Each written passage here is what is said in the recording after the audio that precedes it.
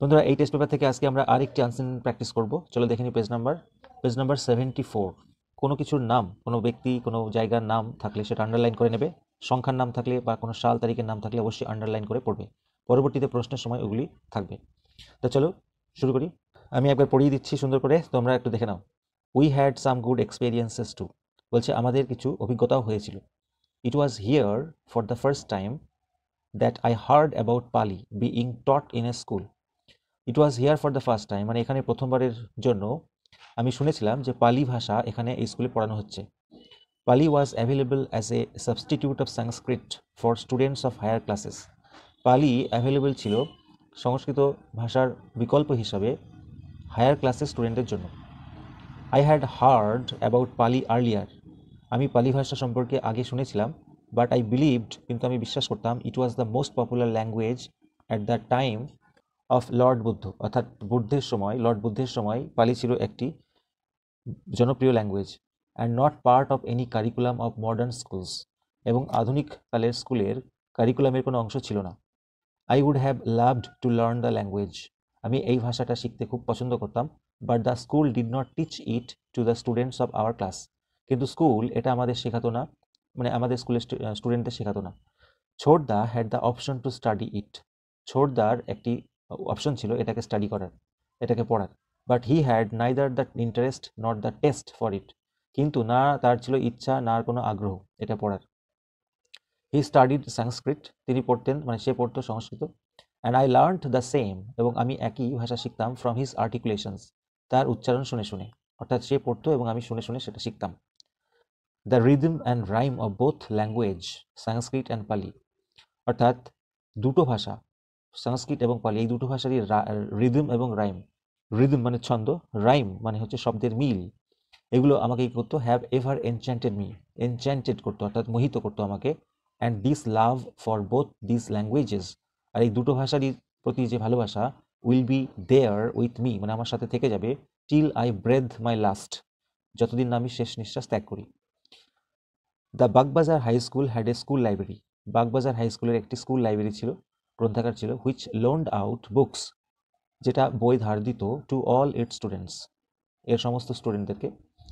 Borrowing books were not compulsory, বই ধার করাটা বাধ্যতামূলক ছিল না, কম্পালসারি মানে বাধ্যতামূলক, but was encouraged by the school, কিন্তু স্কুল এটাকে এনকারেজ করতো অর্থাৎ উৎসাহ দিত। আই ওয়াজ অলরেডি অ্যাডেপ্ট, আমি ইতিমধ্যে দক্ষ ছিলাম, পারদর্শী ছিলাম, অ্যাডেপ্ট মানে দক্ষ, অ্যাট রিডিং বেঙ্গলি ফাস্ট, অর্থাৎ বাংলা পড়তে আমি ইতিমধ্যে দক্ষ ছিলাম, দ্রুত। I was thrilled to read, আমি পড়ে থ্রিলড হতাম, মুগ্ধ হতাম, মোহিত হতাম, এনি বুক যে কোনো বই, which was not part of my syllabus, যেটা আমার সিলেবাসের পার্ট ছিল না, অংশ ছিল না। অ্যাজ এ ফিফথ গ্রেডার, অর্থাৎ ফিফথ গ্রেডার হিসাবে আমি সিলেবাসের যে কোনো বাইরের বই পড়ে আনন্দ পেতাম। I started reading whatever book I could lay my hands on in the library, অর্থাৎ বলছে আমি শুরু করে দিতাম পড়তে হাতের কাছে লাইব্রেরিতে যে বই পেতাম না কেন। I also encourage my peers, বন্ধুরা পিয়ার্স মানে হচ্ছে সঙ্গী, আমি আমার সঙ্গীদেরকেও উৎসাহিত করতাম, টু রিড দ্য বুকস, বইগুলিকে পড়তে, that I had finished reading, যেগুলো আমি পড়া শেষ করে ফেলেছি, সেই বইগুলিকে পড়তে উৎসাহিত করতাম।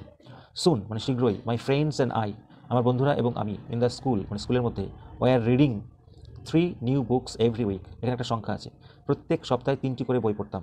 তাহলে প্রত্যেক সপ্তাহে কটা করে বই পড়তাম? 3টি করে। Although much of what we read remained incomprehensible, অর্থাৎ আমরা যেটা পড়তাম তার বেশিরভাগ অংশটাই রয়ে যেত, রিমেইন্ড ইনকম্প্রিহেন্সিবল মানে কি বলবো, দুর্বোধ্য, ইনকম্প্রিহেন্সিবল মানে দুর্বোধ্য, যেটা বোঝা যায় না। ইয়েট হোয়াট গেভ আস জয়, তবুও আমাদের যে জিনিসটা আনন্দ দিত সেই ফ্যাক্টটা হচ্ছে, সেই ঘটনাটা হচ্ছে যে, we could go about with pride and satisfaction, আমরা ঘুরে বেড়াতে পারতাম অহংকার এবং সন্তুষ্টি সহকারে, of having finished reading title after title, অর্থাৎ শিরোনামের পর শিরোনাম পড়ে ফেলার পরে আমরা একটা প্রাইড এবং স্যাটিসফ্যাকশন নিয়ে ঘুরতে পারতাম।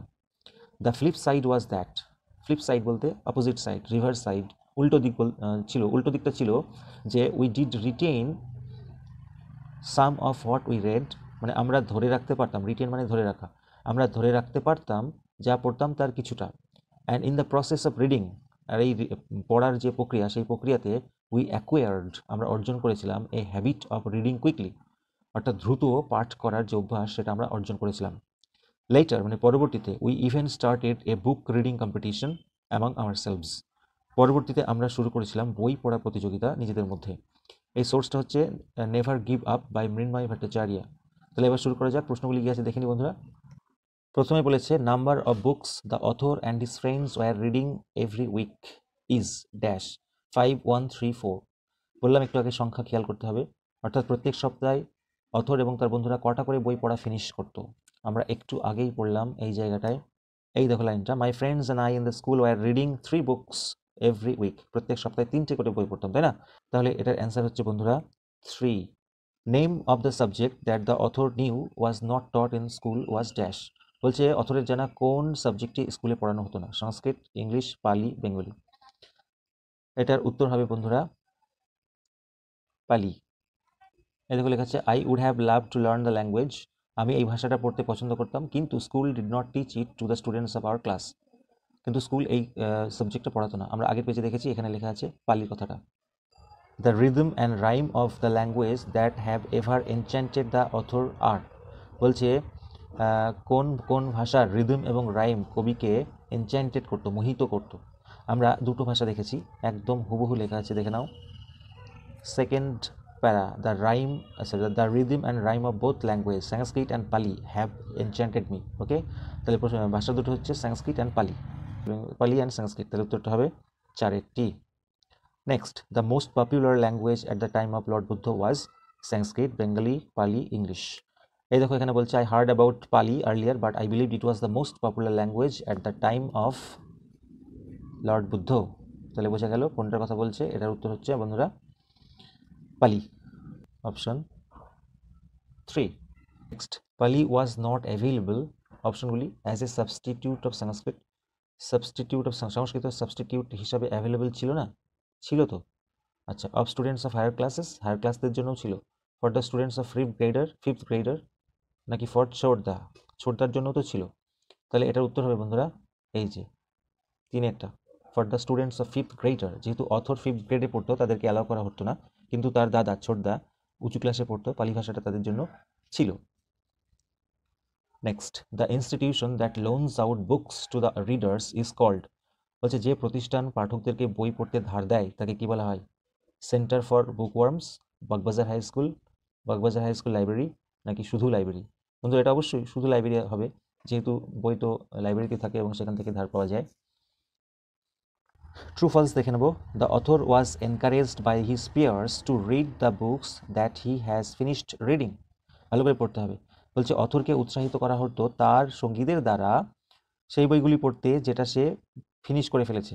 এটা আমরা দেখে নেব কোন লাইনটায় আছে। এই যে লাইনটা খেয়াল করো, I also encouraged my peers. বলছে আমি আমার সঙ্গীদের উৎসাহিত করতাম বই পড়তে।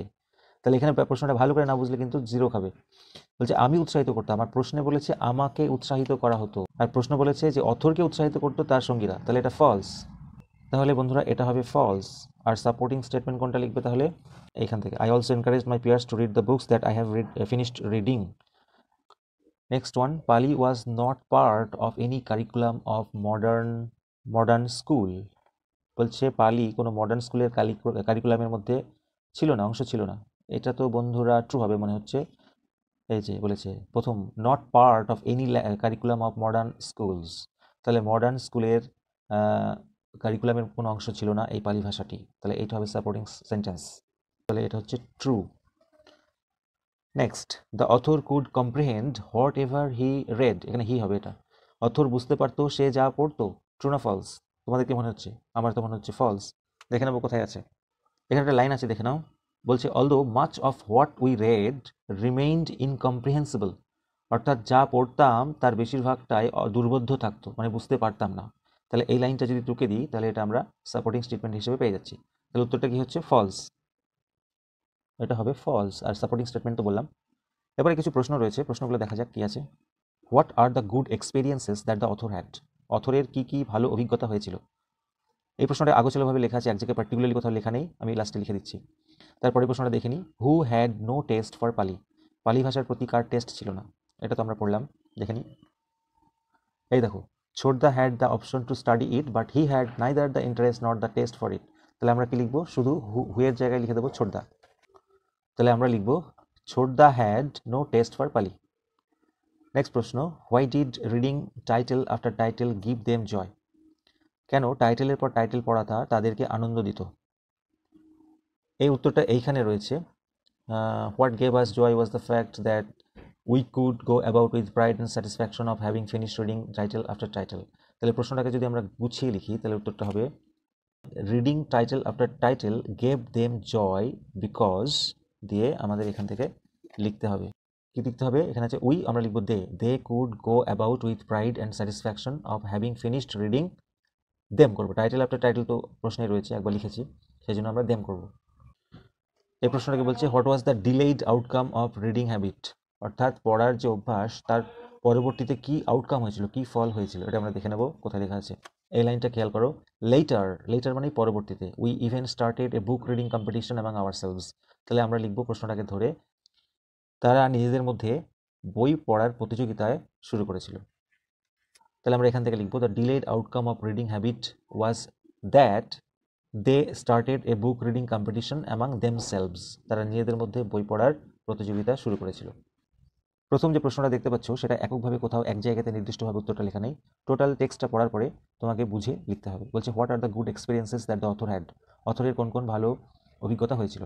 তাহলে আমরা বলতে পারি যে এখানে the author was enchanted by the rhythm and rhyme of Sanskrit and Pali languages, অর্থাৎ পালি এবং সংস্কৃত ভাষার যে ছন্দ তার দ্বারা মোহিত হয়েছিল, 1 নম্বর।